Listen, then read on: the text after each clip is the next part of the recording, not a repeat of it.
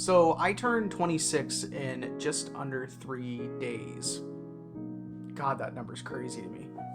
These last 6 years of being in my 20s have brought a lot of growth, change, and also happiness. And today I want to share some lessons I've learned about myself, life, and what it means to be a good person.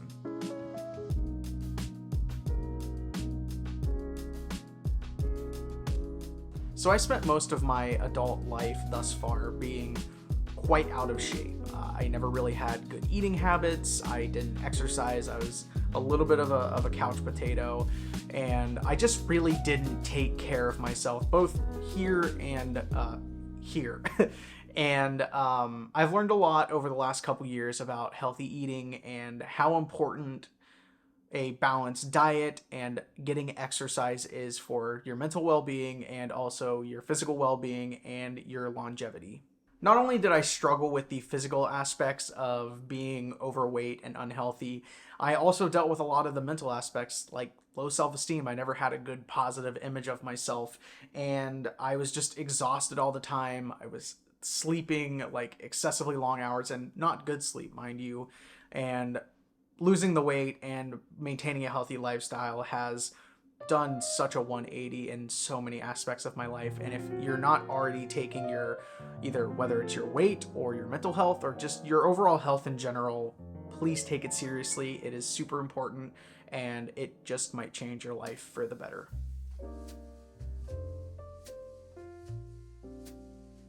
So, chasing luxury. I genuinely wish this was something I could say that I don't struggle with, but to be 100% transparent with you, that has been the constant battle in my life over these last 3 or 4 years, and it's also why I went into somewhere around $15,000 of credit card debt. It feels near daily that Instagram advertises something to me that is beautiful, well-designed, and conveniently really expensive, and my brain is wired to want it, and is often pushed to buy it, regardless of whether I can afford it or not.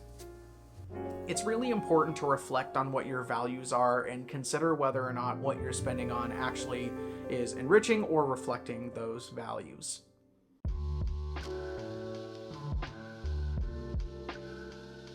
Building off of talking about luxury purchasing, I think it's also important that I bring up staying out of high interest debt.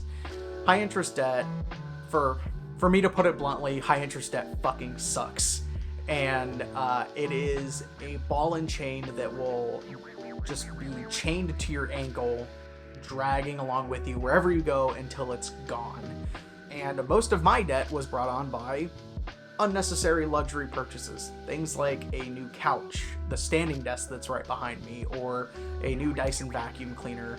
And at the end of the day, these just... It wasn't that I didn't want them because I wanted them. It was just that I didn't need them, nor were they appropriate for me at the given time. I'm not telling you have to give up any purchases that you want to make, but don't let yourself go into high interest debt that is going to accumulate 20 to 30% interest that you can't pay off. It's going to drown you, and I am living proof of that.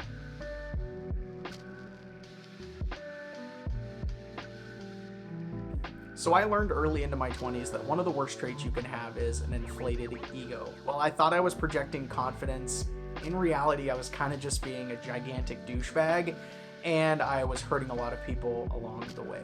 I think instead of spending a lot of your time worrying about what people think of you and building up your own ego, I think it's a lot better to find healthier outlets for that energy, healthy ways to build confidence, whether it's getting really good at something like filmmaking, photography, or a musical instrument, instead of just taking all that negative energy and becoming a jerk to everybody around you.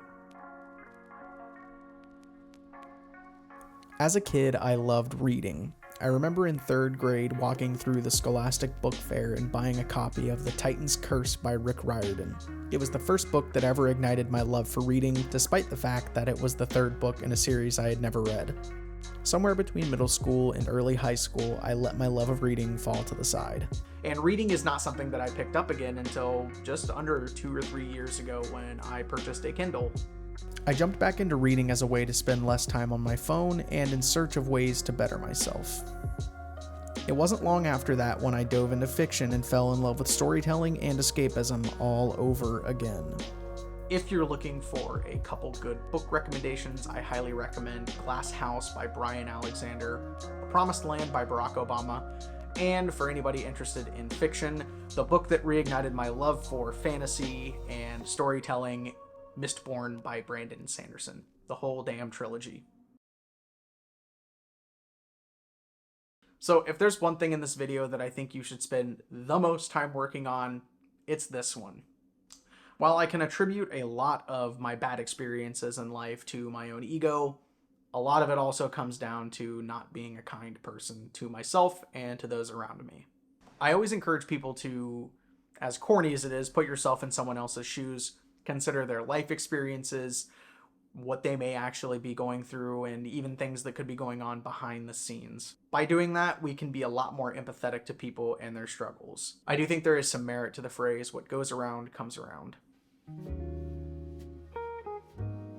So for a lot of us, the first 18 years of our life is going to be spent surrounded by people of the same religion, the same socioeconomic class, and if you grew up in rural America, probably the same skin tone as well. For a lot of us, college is going to be the first time that we experience conversation with someone who is different from us, both in their thinking and their upbringing. I encourage you to spend some time actively talking with people who have different opinions than you, who have different life experiences than you, and those who look different than you. By exchanging our experiences, our beliefs, and our culture, we can become significantly more empathetic people and leave the world in a better place. When I say this, I don't necessarily mean that you need to go out and get blackout drunk and go to bars 24/7. What I really mean is get out of your house and do things that are fun to you. Some examples of this could be visiting a new cafe, going to the library, or participating in a local sporting event. Just having something to get you out of the house and out of your comfort zone is incredibly important for growth. That's not to say that you can't have some at-home rest and relaxation time. I for sure have those days where I just want to curl up under a blanket and rot for 14 hours, but it's important to not let that guide your life and to not be the only thing that you do. Prioritize having different experiences in life other than sitting at home behind a screen.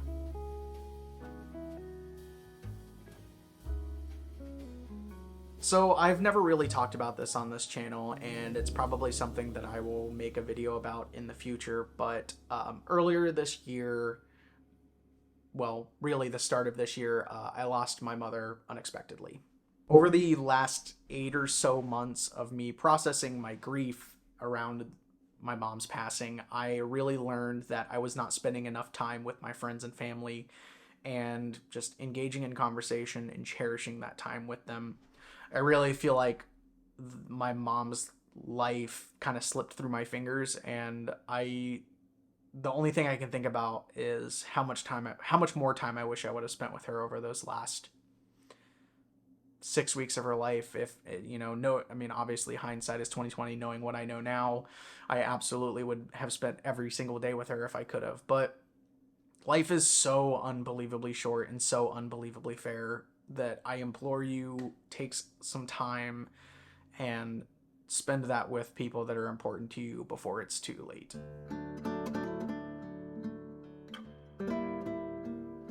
Our 20s are a great time to experiment with different hobbies, different career paths, and find our place in the world. Along with that comes an almost guaranteed presence of failure. It's how we decide if something is for us or isn't for us. It's how we decide if it's worth our time to put energy into something, or if it's not worth our time to put energy into that thing. And our 20s are a perfect time to embrace failure because it's one of the few times in our life where bouncing back is so much easier than it is later in life. When you're in your 20s, most of you probably aren't going to have kids. You're not going to have a mortgage that you have responsibilities to keep up with, and you're not going to be so far in your career that if you burn it all down, you can't start anew easily. I think it's really important to take risks and find your place in your 20s, so that way you can spend the rest of your life reaping the benefits. Anyway, thank you guys so much for watching. I hope you got some value out of this video. Man, it is so crazy to me that I'm turning 26 this year. I joke all the time, like every single year, that I'm still processing 2016. And that feeling never has really gone away, but here I am, 26 years old. I made it. I'm alive. I've got plenty of life left in me. Is there anything that you learned throughout your 20s? Are there any crazy mistakes that you made? I'd love to have a conversation with you down in the comments. So drop a comment down below, like and subscribe the video if you enjoyed, and I will see you guys in the next one.